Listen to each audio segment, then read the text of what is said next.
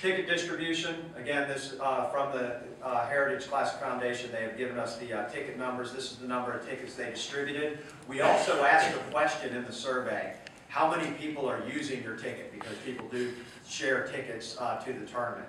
When we were able to calculate that from that number that approximately 88,006 individuals attend the tournament at some point during the week. And attendance estimates are a difficult thing to do, but with the level of data that they're able to give us, we can do a much better job than we're able to in many cases. Spending profile, again, I've got these broken down by the way that the number of days that they attended the tournament.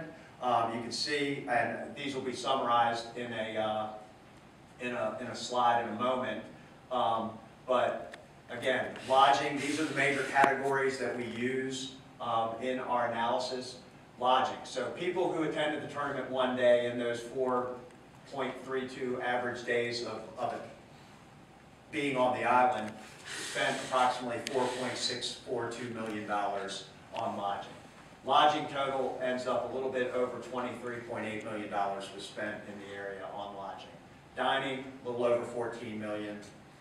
Retail, this is shopping in stores, gifts, those kind of things. Grocery stores are actually included in retail. Dining is eating out at eating and drinking places, bars. Entertainment, this is going to the movies, playing rounds of golf. There, $7.9 million spent in that sector. Transportation, filling up your car with gas, renting a car if you flew in. They're included there, a little over $4 million.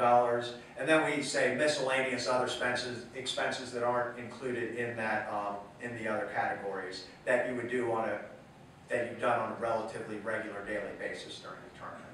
So again, summarizing that comes out to spectators that are visitors from outside of Beaufort County spent $65.4 million in the Hilton Head area during the week of the tournament.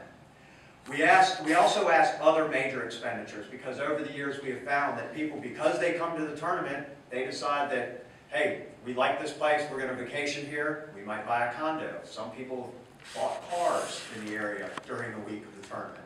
So there are some other major, so we asked this other major spending that you've done during the week. That added about $3.3 million to the expenditures by those people from the outside.